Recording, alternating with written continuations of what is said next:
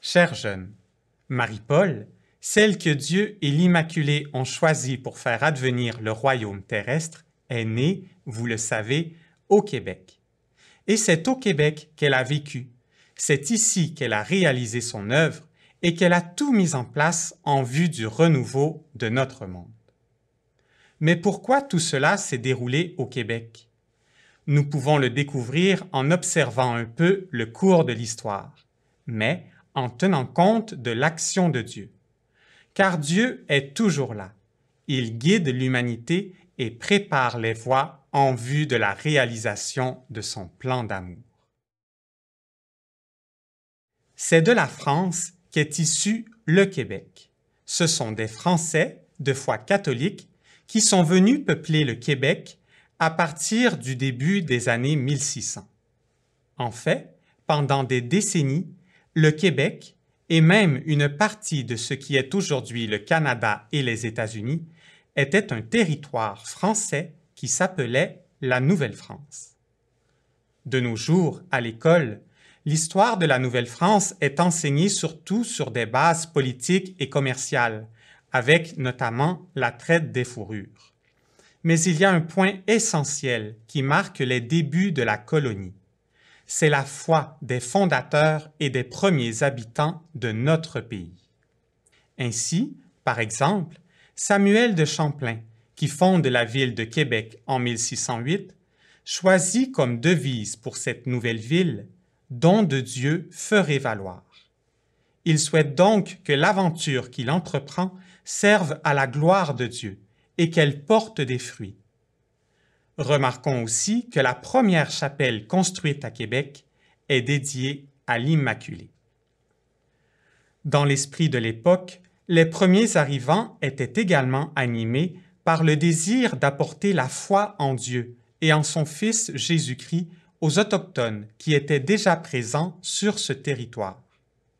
On avait conscience que le Christ était mort pour tous et on voulait que toutes les âmes puissent le connaître et l'aimer.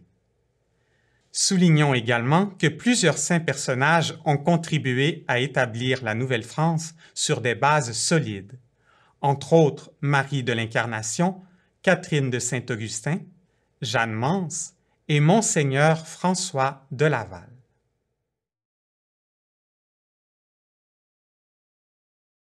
Il en fallait du courage à l'époque pour venir s'établir en Nouvelle-France. Il fallait d'abord survivre à une longue traversée en bateau qui pouvait durer plus d'un mois. Une fois arrivé, tout était à faire.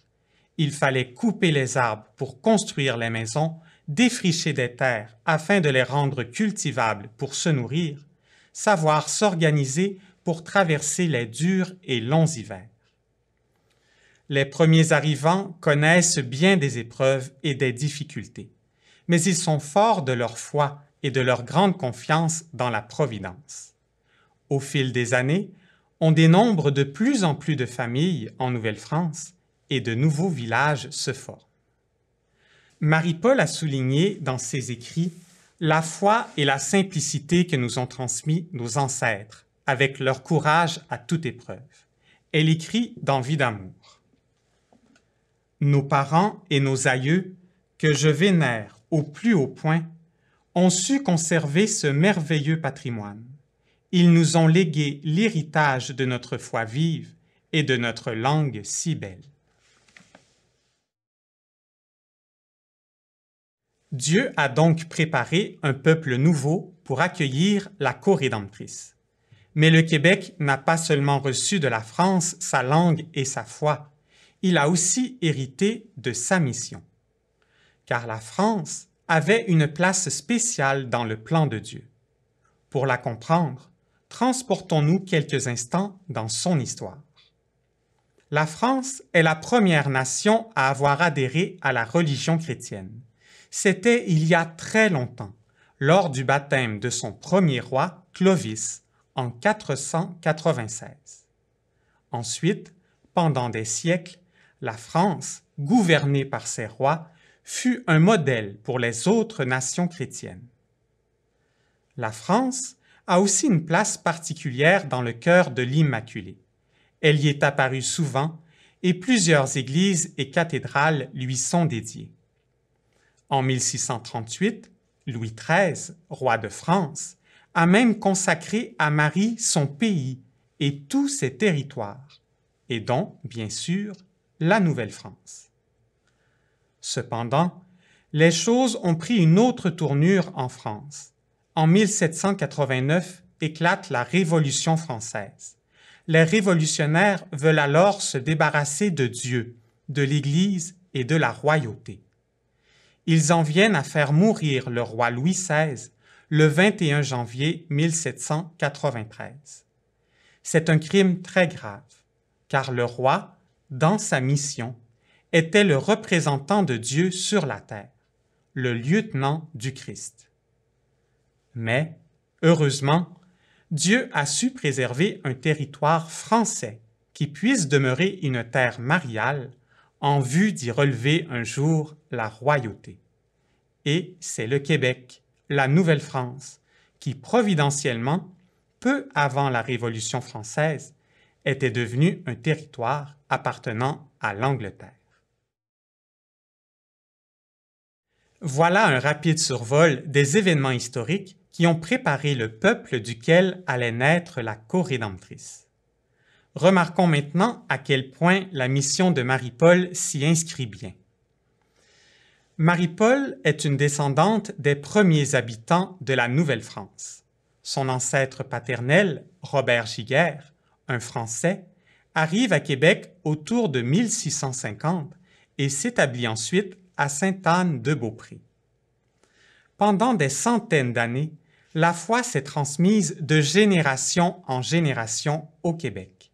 Les gens étaient fiers de leur religion, de leur langue et de leur tradition. C'est dans ce contexte qu'est née Marie-Paul. À l'aube des temps que nous vivons, le 14 septembre 1921, personne ne pouvait se douter de l'avenir qui était réservé à Marie-Paul, la petite fille qui naissait ce jour-là à la Quai-de-Chemin. Mais celle-ci allait devenir, par sa vie d'amour, une autre Marie et une reine, la souveraine de la terre. Et sa vie d'amour, elle l'a vécue au Québec, terre mariale et royale que la Providence a préservée pour la venue du royaume, étape essentielle pour la réalisation de son plan d'amour. En terminant, nous ne pouvons pas nous cacher que de nos jours, la foi a beaucoup diminué au Québec, comme un peu partout dans le monde, et qu'en plus, nous sommes très peu à connaître Marie-Paul et à croire en elle.